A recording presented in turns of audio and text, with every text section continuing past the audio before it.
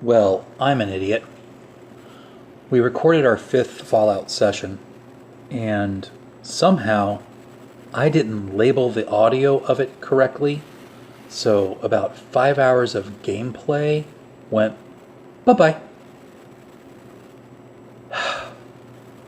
This is a recap of the fifth session and what took place for the story Heaven Cries. The players, quickly recovering from the shell attack of the artillery, begin organizing all the aid for the village that they can. Specifically, they begin organizing scavenging parties, people looking for the wounded, trying to isolate the gas, etc., etc. And one of the things they try to do is get help from Lansing. They are informed that help is on the way by airship, but will still take a couple of days to arrive. A debate ensues later that evening about what should be done with the populace of Brightwater being equally divided. Some people want to go off on a revenge march and kill the raiders. Some people want to abandon the town, take off through the wilderness for a long march back to Lansing. And some people just want to hunker down and wait. A vote is tallied. To tally the vote, a fair and impartial means is needed. This is where the players meet a local mad scientist/junk scientist named Jacoby.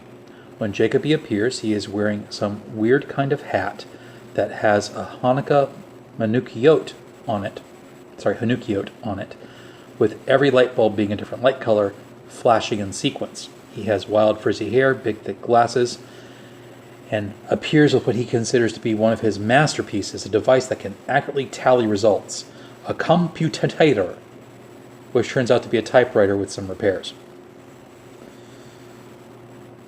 Votes are tallied, and eventually it is decided that the majority of the city will stay, while hand-picked men will go out with the players to take out the gun, lest the raiders decide they wish to attack again. And this proves foresightful because no sooner had the votes been tallied than the players shoot down a buzzbot, a kind of reconnaissance drone, used by the local raiders, go out, capture the raider that was controlling the drone, and interrogate him to find out that indeed the gunshots they have suffered from the artillery piece have been pre-plotted and there are more shells. They also discover that the shells have been fired to them at a distance of over 30 miles away. Boom informs them that the gun is an old-fashioned naval gun from the pre-war era that uses a Gauss system, that is an electromagnetically repelled shell, to extend its distance and fire upon targets. The shells then burst above a certain area, spreading out submunitions like a MIRV, which is where all the various gas shells have been dropped. Boom saw thousands of these shells in the armory. The players then proceed to take off across the patch, but before they do, Bert, played by my friend Cowboy, decides to try to make amends to Muslim Joe, who he has offended by accepting Muslim Joe's sister's attentions. Because of the slight to the family honor, Muslim Joe is treating Bert very badly. So, to make things right, Bert breaks into the local saloons, which are currently uninhabited as the people are cowering off in the woods, steals a bunch of the best liquor, and brings it to Muslim Joe as a trade good, because even though Muslim Joe can't drink it, he can sell it to someone who can at a significant markup, and he didn't have to pay anything for it. Muslim Joe suddenly considers Bert the best of his friends. There is no slight of honor that needs to be redressed, and they're the best of buddies. They even talk Muslim Joe into stop selling ammunition to the locals at double the normal going rate. Taking off across the wilderness, the players encounter a comedic sight. Specifically, they encounter Deathclaw tracks. All the players know they are far too north on the continent for Deathclaws to be a thing, since Deathclaws prefer warmer climes. As they follow the tracks, they realize the tracks are moving ever inward in a great circle, creating a crop circle type effect in the brown grass. And as they look, they notice that the Deathclaw tracks are actually a pair of Deathclaw feet on a pair of stilts being manipulated by a pair of boys trying to play a joke on the local farmers. They scare the boys away. The boys go running for their lives, one of them still on the stilts. And the players proceed across the brown grass plains towards the area that Boom has cited the gun as being housed in. On the second day of their travel, they come across the rest of the scouting party that the raider running the reconnaissance drone was part of. And this party has some very nice toys indeed. One of the toys they have is a Fat Man, a portable, powered launcher of nuclear projectiles. Fortunately, the raiders do not have a Fat Man shell. Instead, they have taken a beer keg and rigged it up to accept the gas that they've been firing through their shells, and are using that as an aerial denial weapon. The players do a very good job of coordinating their squad and their squad's fire upon the raiders as they suddenly come under the attack of not only the raiders, of which there are 3. I'm sorry, actually there were 4, one of them was hiding, but also the robots the raiders have with them.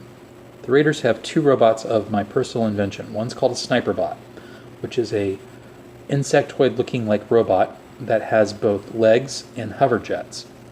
It has a body-mounted 50 caliber sniping rifle, complete with various rounds of ammunition, laser targeting, and all the wonderful bells and whistles.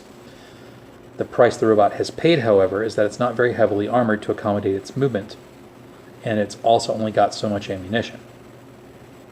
If memory serves, I think I only gave them 50 rounds. One of these robots is on top of a water tower. The other one is hiding behind some trees. In addition, another robot of my own invention called a Grunt Bot is also hiding in the trees. There are 2 of these. Grunt Bots have been programmed to resemble other military infantry for the purposes of training your own infantry. So these things use a lot of good tactics. Specifically, they fire maneuver, they set area denial weapons, they do sprays in areas where a bunch of people have hunkered down. At one point, they actually kill one of the player's NPC companions by putting a round through her head on a spray. They manage to pin the players down and keep them held for a couple of rounds before the players successfully destroy one of the sniper bots with a lucky hit to its fusion core, and the other one with another lucky hit to its ammo bin, causing the ammunition to spill out over the ground. Once the Grunt Bots realize they are outnumbered and they are outgunned, they proceed to try to retreat, but it's not to be as one of the players throws some grenades, which end up damaging one of the Grunt Bots, causing it to turn and fight, and the other one is simply mowed down by combined arms fire.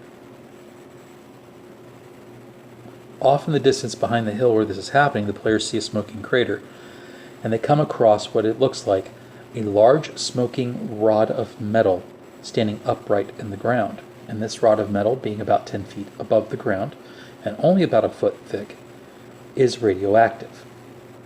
The radioaction is very light, but the players don't wish to go down into the crater. In the crater there is a ghoul who's wearing a slave collar. The raiders have been using this ghoul, who's a scientist, to try to discover the sources that they find interesting and interpret any tech that they may find. I forget what actually I called this scientist because I made him up sort of on the fly. I think it was Archibald. But the players encounter him, and Archibald informs them that the raiders had him for some time. He informs them of the conditions of the base, how much farther away it is, the strength of the garrison, that at any one time there's only about 50 raiders there. And this makes the raid on the garrison look a lot more possible, as the garrison can hold up to 300 people. Once the players have decided on their course of action, they scavenge the area and begin proceeding towards the gun, and that is where we left the session.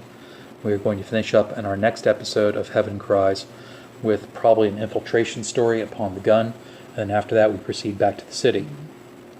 The next story will be far less combat-oriented.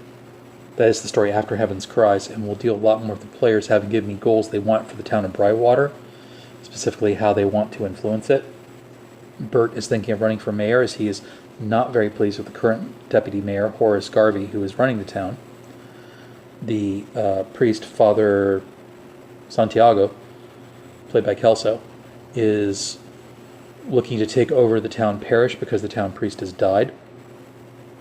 Veronica Rose is thinking of using Brightwater as her main base of operations for the caravan company she wishes to found. And Etta May is simply looking for some place to be safe.